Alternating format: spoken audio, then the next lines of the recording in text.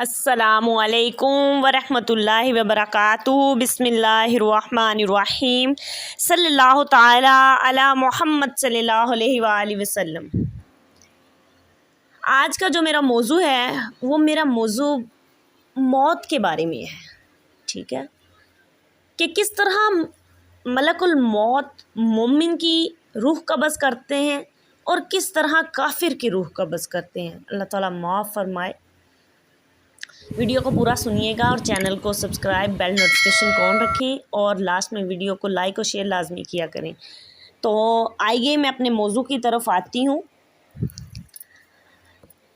सही मुस्लिम शरीफ आप देख रहे हैं सामने, मैंने किताब का हवाला भी दिया हुआ है। ठीक है, सही मुस्लिम शरीफ आपने खोलनी है इंशाअल्लाह अज़्ज़ा वजल। जिल्द दोयम ले लें, सफ़ा नंबर 209 और बाब नंबर 66, हदीस नंबर 292।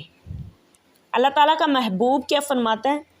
अल्लाह ताला के महबूब फरमा रहे हैं, और रवायत किन्होंने की है, इब्ने जरीर और इब्ने अबी हातिम रहमतुल्लाह अलैह ने रवायत किया है कि अल्लाह ताला का महबूब फरमाता है कि अल्लाह ताला ने जब हज़रत इब्राहीम को खलील बनाया तो मलकुल मौत ने अल्लाह ताला से इजाज़त मांगी कि अल्लाह मुझे इजाज़त दीजिए कि मैं हज़रत इब्राहीम को इस बात की खुशखबरी दे आऊँ। जब इजाज़त मिल गई तो हज़रत इब्राहीम के घर में हज़रत इज़राइल दाखिल हो गए, और हज़रत इब्राहीम इतने ज़्यादा गैरतमंद थे कि जब घर से बाहर जाते तो दरवाज़ा बंद करके जाते, लेकिन जब वो घर वापस आए तो देखा कि एक आदमी को घर में पाया और इसे पकड़ कर इससे पूछने लगे कि तुम्हें किसने इजाज़त दिया मेरे घर में दाखिल होने की। तो मलकुल मौत ने कहा कि मुझे उस यानी इस घर के रब ने इजाज़त दिया। तो हज़रत इब्राहीम पहचान गए। हज़रत इब्राहीम ने पूछा कि कौन हो तुम? तो हज़रत इज़राइल ने कहा कि मैं अल्लाह ताला की तरफ से भेजा गया एक फ़रिश्ता हूँ और आपको खुशखबरी सुनाने आया हूँ कि अल्लाह ताला ने आपको खलील बना लिया है। ये सुनकर हज़रत इब्राहीम बहुत खुश हुए और अल्लाह ताला की हम्द बयान की, सुबहान अल्लाह सुबहान अल्लाह, और फरमाया कि ए मलकुल मौत, मुझको दिखा कि किस तरह तू काफिरों की रूहों को कब्ज़ करता है। उन्होंने अर्ज़ किया, ए इब्राहीम, आप इसकी ताकत नहीं रखते, आप नहीं देख सकेंगे। हज़रत इब्राहीम के बहुत ज़्यादा कहने पर हज़रत मलकुल मौत ने कहा कि ज़रा चेहरा फेर लीजिए। हज़रत इब्राहीम ने चेहरा फेर लिया और फिर क्या देखा कि एक ऐसा स्याह शख्स जिसका सर आसमानों को पहुंचा हुआ था और इसके मुंह से आग के शोले निकल रहे थे, अस्तगफिरुल्लाह, और इसके जिस्म के बालों में से हर बाल एक आदमी की सूरत में था जिसके मुंह से और कानों से आग के शोले निकल रहे थे, अस्तगफिरुल्लाह। हज़रत इब्राहीम देखकर बेहोश हो गए। फिर जब इफाका हुआ तो हज़रत मलकुल मौत अपनी पहली सूरत में आ चुके थे।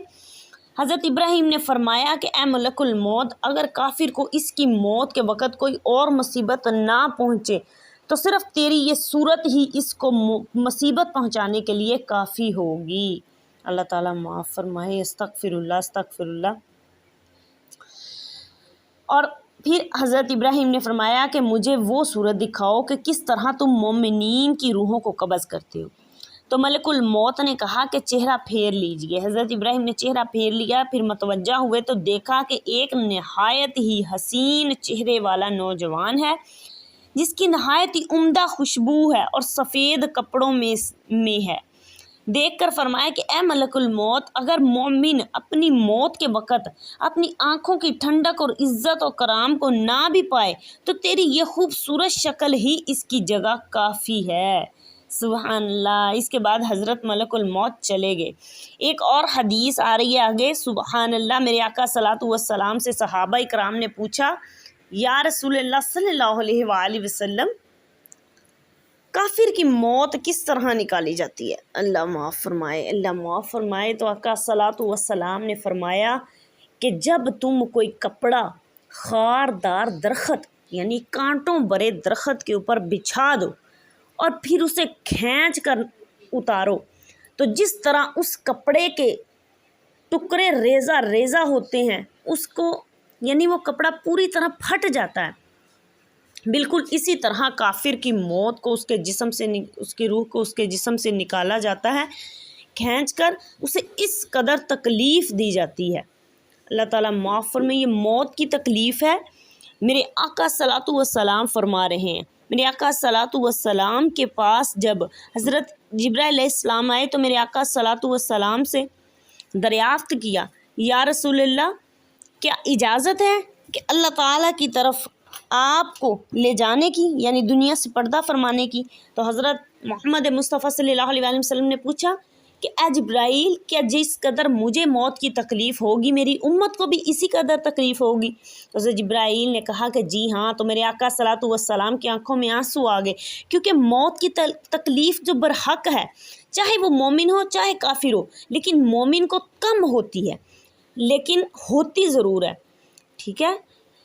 اسی لیے میرے آقا صلوات و سلام نے پھر اللہ تعالیٰ سے عرض کی کہ یا رسول اللہ، عرض کی اور کہا کہ یا اللہ میری امت کو اس کی تکلیف، موت کی تکلیف کم کر دے۔ تو اللہ تعالیٰ نے فرمایا کہ اے میرے محبوب، آپ کی امت میں سے جو بھی گناہ گار بندہ یا نیک بندہ ہر فرض نماز کے بعد آیت الکرسی پڑھنے کا معمول رکھتا ہوگا تو جب وہ فوت ہوگا اس کا ایک قدم جنت میں اور دوسرا قدم دنیا میں ہوگا۔ سبحان اللہ، یعنی مرتے ہی اس کے درمیان صرف موت کا وقفہ ہوگا، وہ مرتے ہی سیدھا جنت میں چلا جائے گا۔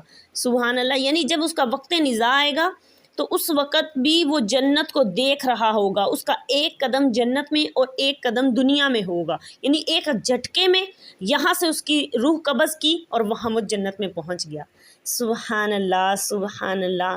تو اپنا زیادہ سے زیادہ معمول بنا لیں کہ ہر فرض نماز کے بعد آیت الکرسی پڑھا کریں لازماً، ٹھیک ہے؟ ایک تو اس سے آپ کی موت کی تکلیف کم ہوتی ہے، دوسرا بے حساب کتاب جنت میں داخل ہو جائیں گے انشاءاللہ عز و جل۔ بہت شکریہ، اللہ حافظ۔ اپنے اگلے پیغام میں حاضر ہوتی ہوں۔